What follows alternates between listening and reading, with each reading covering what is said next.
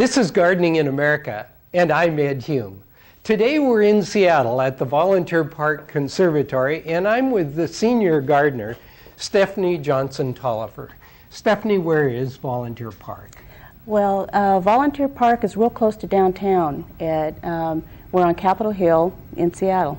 And there are quite a few things here in the park in addition to the conservatory. Oh yeah, the Asian Art Museum is located here. We have a beautiful observation from the water tower here in Seattle. Yeah, it's really a nice park. Tell us a little bit about the area that we're in here of the conservatory. This is the Cactus House, and we have 5 houses here in the conservatory. The Cactus House feels really comfortable now. It's about 75 or 80 degrees. Yes. And the other houses are pretty comparable. The humidity is high in the other houses, but I think the Cactus House is a great place to be right now. Yeah. And look at the beautiful jade plant in full bloom. The fragrance is really nice. Yeah, the jade's nice. Now you change the conservatory at different times of the year, don't you? Right. The conservatory is definitely seasonal. Yes. We have a huge collection of exotics and tropicals, and we rotate that collection through seasonally. And during the winter season, it's Christmas? It's definitely Christmas. It's holiday time. Yeah, we have over 250 poinsettias around a tree this year. Wow. And then in the next house over, that's pretty tropical. That's kind of a mix, isn't it? Our center house is the Palm House. Oh, yes. And we show our orchid collection there. We have over 800 orchids, and we bring those orchids in as they're blooming for show. Oh, wow. And then down on the far end, you have kind of a bromelide collection? Definitely. The bromelia collection over the last 6 years has grown to, I think, the best under glass between here and California. Yeah. Worthwhile coming and checking it out. One of the reasons, Stephanie, why we particularly wanted to visit the conservatory at this time of the year is that there's beautiful conservatories all over the United States and Canada. And we want to encourage our viewers to just take out a minute and to visit some of the conservatories. For example, in this immediate area, in addition to the Volunteer Park, there's the Seymour Conservatory in Tacoma, there's one in Olympia at the state capitol. In Vancouver, BC, there's the beautiful Bloedel Conservatory, and as you go east and St. Paul and many, many other places, there are conservatories. And you encourage people to visit the conservatories too, don't you? Yes, I do. And this is an old Victorian glass house. And though you'll find a few and far between, I think, within the United States, this was built in 1912, and it's just gorgeous. And if you're in Seattle, any time of the year, by all means, put on your list of places to visit the beautiful Volunteer Park Conservatory. Thanks very much, Stephanie.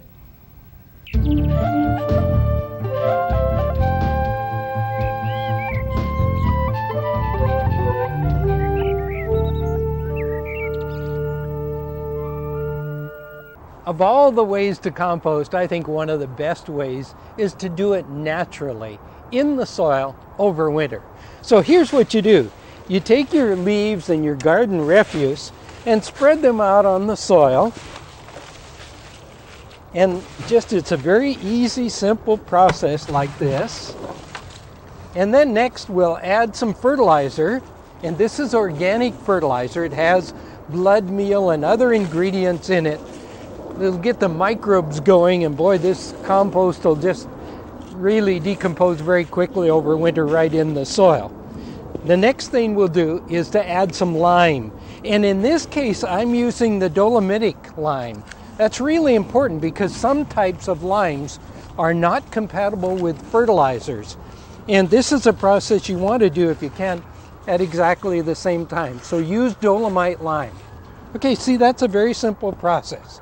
Now, here's the main thing, is that we'll just actually, after we've harvested, mix all that right in with the soil, like so. A little bit of it probably going to sit up on top. That's okay, don't worry about that. We're getting the fertilizer and the leaves pretty well mixed in here. And then the next process will be to actually level the soil because it's pretty rough here. And if we leave it rough, is what's going to happen then is that water will gather in the low spots. And we don't want that to happen, do we? So, okay, I'm really quickly doing this, trying to give you an idea of what all we can do, okay? There we go. It's done. I'll take the rake, level this off just a little to kind of get the low spots a little bit more level. There we go. And then is what I'm going to do, as late as it is, I'm going to add a little bit of cover crop. Because you know what happens now, don't you? By adding the cover crop, anytime it's moderately warm over winter, that'll grow. It's like green manure. In the spring, when we spade the vegetable garden, we'll be adding manure. And not only in the form of green of the plants, but we'll also be adding, in addition to that, some nitrogen nodules from the root system, and we'll be suppressing weeds all winter long as well. So what a great way to naturally compost and add organic humus at the same time, and now's a good time to do it.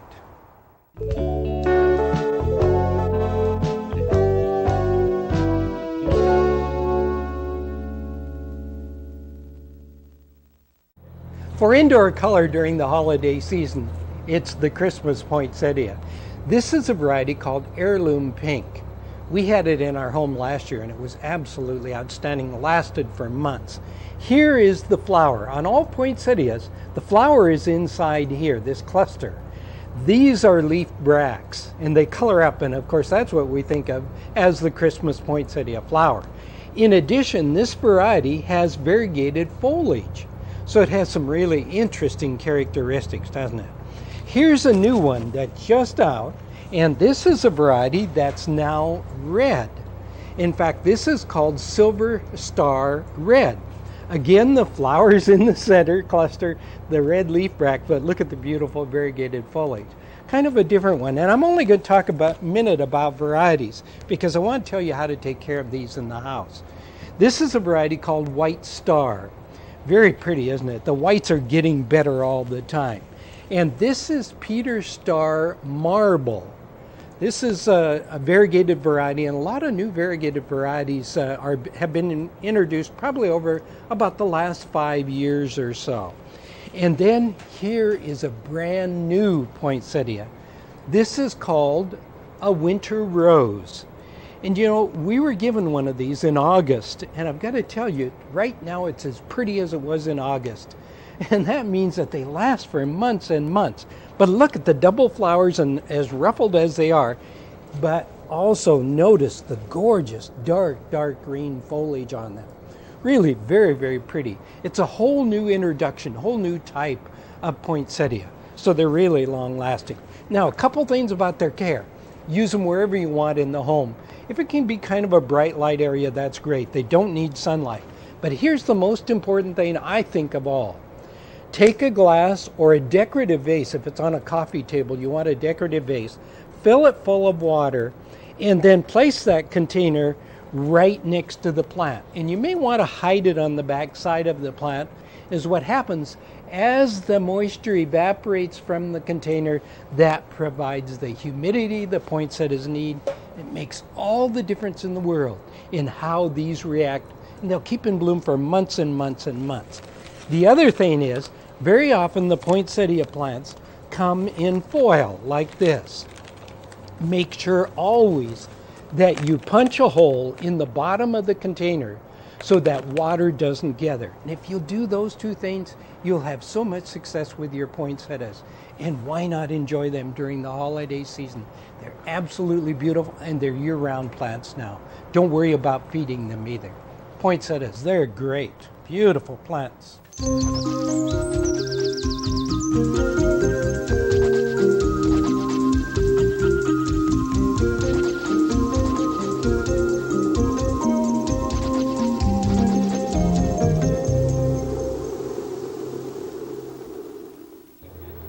As we get close to the holiday season, here are a couple ideal plants, one outside and one inside. First, the skimmia for outside. This is an acid-loving plant that does well in the shaded part of the garden. And there are a couple different types. These are the dwarf ones, and some of them are self-fruitful. In other words, they'll produce berries on their own. Others do not. This is the male flowering, for example, of the skimmia, and this is the female flowering. And with those combined, then you get berries on the female plant. Now this is the japonica series. This is a much taller growing variety, whereas the dwarf only grows about 2 feet high. This one may grow up to 6 feet in height. Now they are evergreen, and remember, I said a shaded part of the garden. So if you have a shaded entry area, or even if it's on the sunny side but you have an overhang that's in the shade, then these might be ideal plants to grow in such locations. The one thing you want to keep in mind is that the berries are poisonous on them, but they make great substitutes for the Christmas holiday season. Instead of using holly, you can use skimmia berries. A couple plants for inside. Look at down here, some of the decorative peppers. Christmas peppers are really nice. There's 3 different types. There's the cherry type, the cone type, which I have here, and then as well, there are the cluster types. And these plants like it where it's a little bit cool, say around 55 to 60 degrees or so in the home. When you water them with room temperature water or just a little bit warmer, and they'll do really well for you. And then this plant with its cherries is called the Christmas cherry. Isn't that a beautiful plant? Very, very attractive. And the important thing about this plant is, once again, that the berries are poisonous. So you want to put it up high enough where the children can't get to the berries at all. And if you'll keep, this is the Jerusalem cherry. I said Christmas cherry, and it goes by both names. This is a great plant, though, to provide color during the holiday season. Those are my selections for Plants of the Week this week.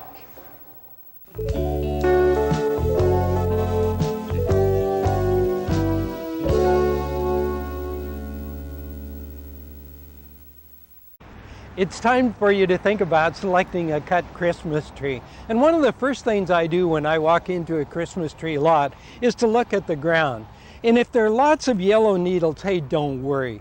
But if there's a ½ an inch or so of green needles, boy, I think I'd turn around and go to another lot, because that indicates that the trees aren't too fresh. Yellow needles are totally natural. Now, the second thing to do is to look at the different types. For example, this is a beautiful noble fir that'll last for quite some time. This is also a long-lasting tree. This is a Fraser fir. Beautiful shape on them. Look at the color of the needles as well. Long-lasting tree indoors. And then this is another one that lasts for a long time with a very attractive growth habit. This is a grand fir. And then probably the most popular of all of the cut trees is the beautiful Douglas fir, a natural beauty as well. It's not quite as long-lasting as the others, but lasts very well in the average home. So once you've selected the right tree, you know, the right shape. And by the way, if you look at trees for about 20 minutes, you maybe better go have a cup of coffee or something after that time, because they all begin to look exactly the same. Now, come back, pick out the tree that you want. Once you've selected the tree that fits your needs, the thing I like to suggest you do is to lift the tree about 2 feet off the ground and firmly hit it on the ground. Pull the tree away, and if there are a lot of green needles, that maybe is not the freshest. But that very seldom ever happens. Nevertheless, you may want to check the tree. Yellow needles, don't worry about. Those are the interior needles. They follow naturally. Now that we've selected this tree, let's take it home, and I'll show you what to do next with it. Now, I've brought the tree into the home, but before I did, the very first thing I did when I got home was to cut off part of the base of the tree, at least 1/4 inch. And the reason for that is that the clotted resins at the base of the tree will not allow moisture to be taken up through the tree and keep it fresh. So we always cut that off immediately, about at least 1/4 inch off the base of the tree. Now, the next thing you'll notice, I made some vertical cuts. That's so that the tree can even soak up more moisture. There's more surface to take up water. Now that I have it in the home, and of course I put the stand on it next. Now that I have it in the home, it's very important that we pour water into the base, and to check that about, probably every, I'd say 4 or 5 days, maybe even more often than that to begin with. Now all that's left to be done is to decorate the Christmas tree, and my wife Myrna is much better suited for that than I am. I hope these tips that I've given you help keep your Christmas tree fresh longer.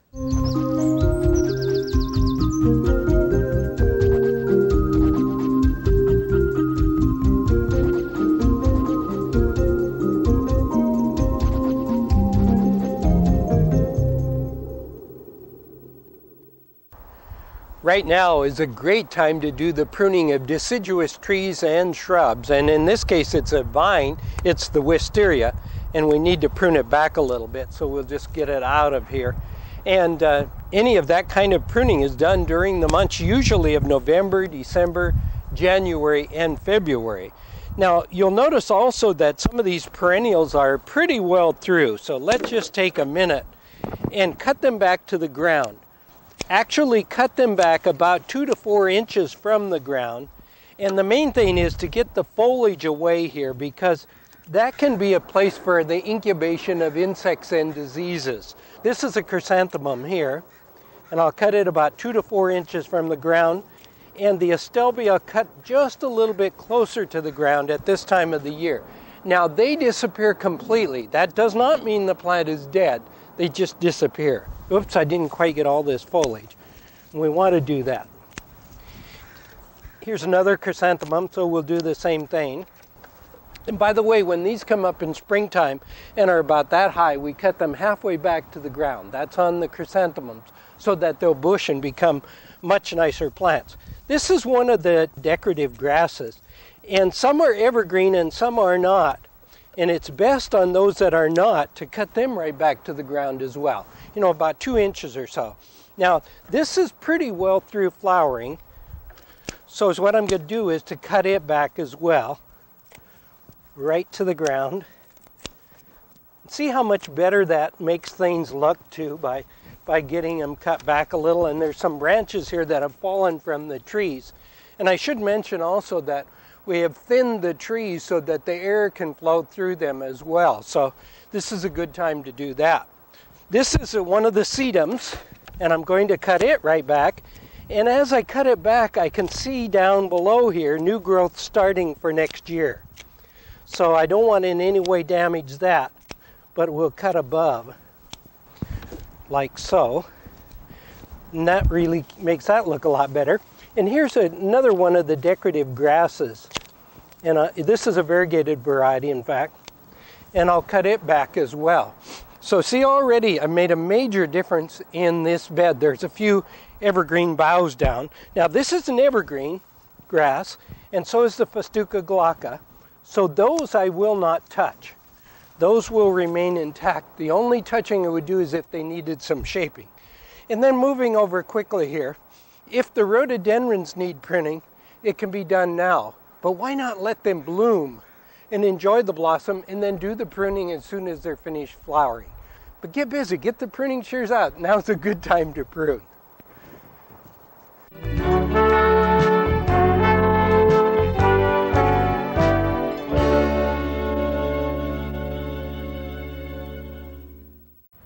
We're at the beautiful Victorian-style Seymour Conservatory in Tacoma, Washington, and I'm with Marina Becker, the conservatory supervisor. Marina, where is the Seymour Conservatory? We're in Wright Park in Tacoma. It's just up from downtown, right across from the Tacoma Hospital. About a stone's throw from downtown Very close. Tacoma, and yes.